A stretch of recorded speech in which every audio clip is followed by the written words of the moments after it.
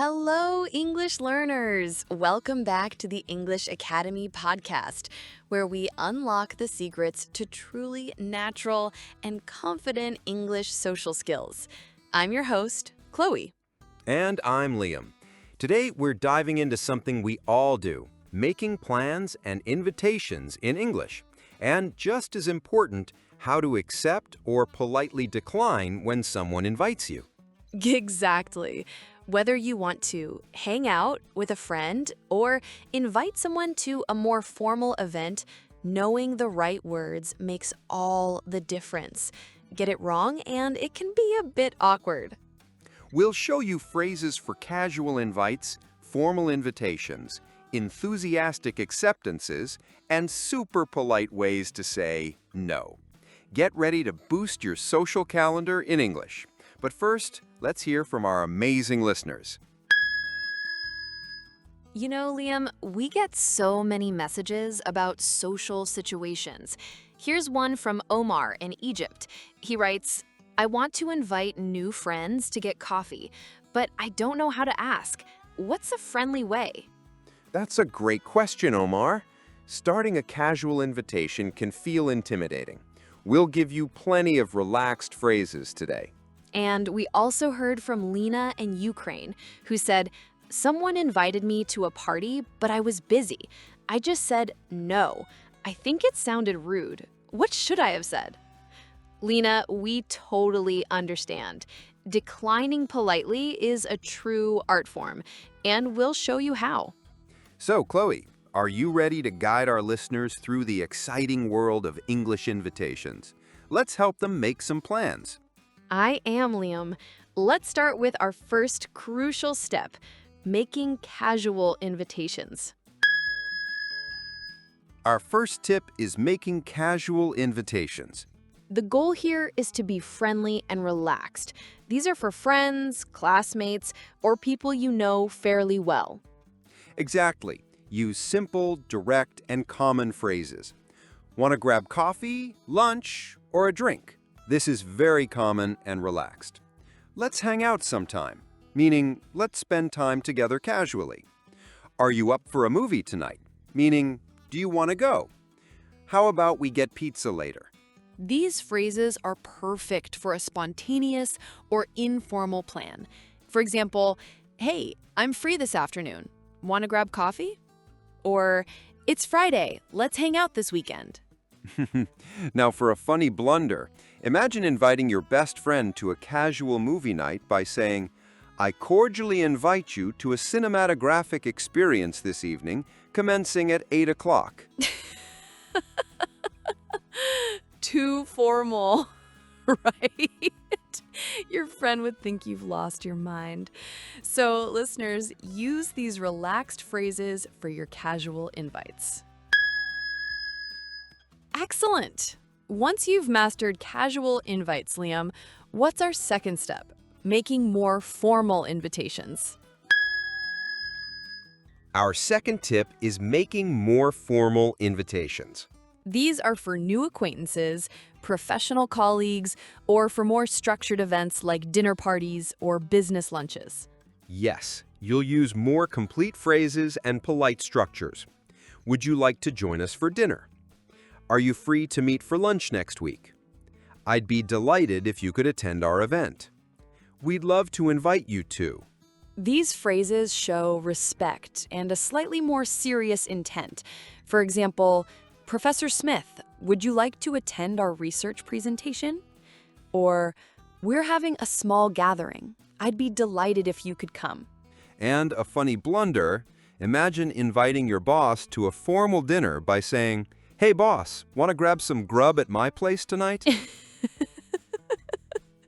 Definitely not formal enough. No, Liam, they'd be very confused.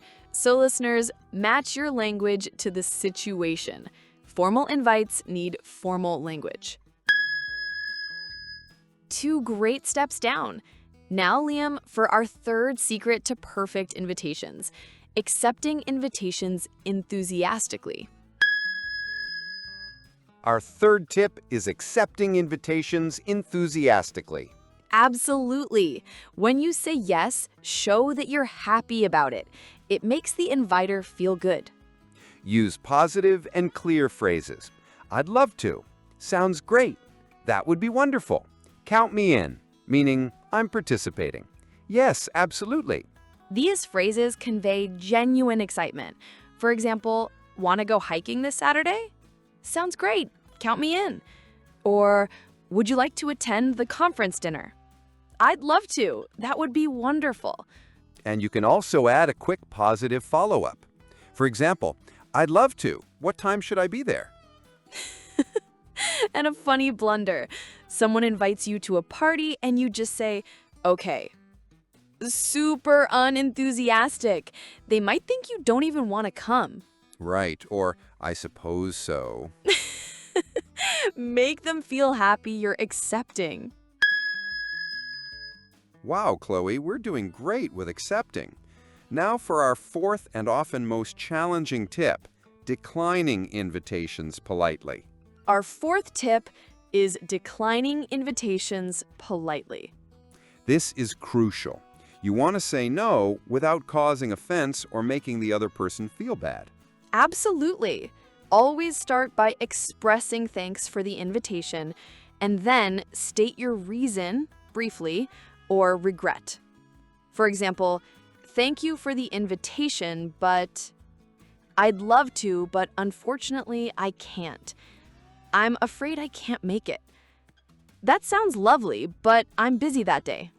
A short, clear reason is good, but you don't need to give too much detail.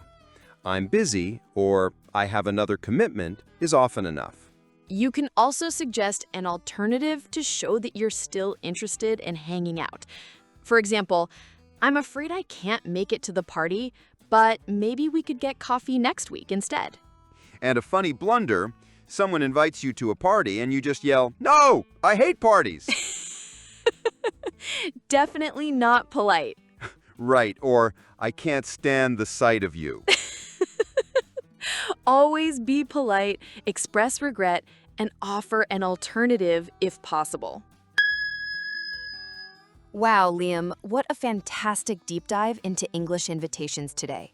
We covered making casual invites, making formal invites, accepting enthusiastically, and declining politely. We really have. These skills will make your social life in English much smoother and more enjoyable. Absolutely. It's about building connections and navigating social situations with confidence. And speaking of connections, we are so incredibly grateful for our amazing listeners who support the podcast. If you enjoy what we do and want to help us keep creating these free, fun English lessons, you can support us on buymeacoffee.com/EnglishAcademyPodcast. It truly helps motivate us. Yes, your support makes a huge difference, and we love hearing from you. Which of these phrases will you try using first? Or do you have a funny invitation story to share? Let us know in the comments below. We love hearing your stories and seeing your progress. Before we wrap up, Chloe, what's one final piece of encouragement for our listeners when it comes to invitations? I would say don't be afraid to invite people or to respond clearly. Practice makes perfect. Even if you stumble a bit, most people will appreciate your effort. The goal is to connect, not to be perfect. Excellent advice. And I'd add, remember that a polite decline is always better than a vague maybe that never turns into a yes. Couldn't have said it better myself. Thank you so much for joining us on this engaging and very practical episode of the English Academy podcast.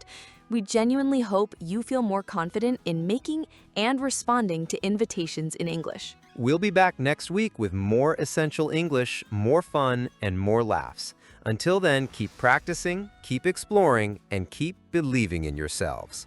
Bye, everyone. Stay curious. See you next time.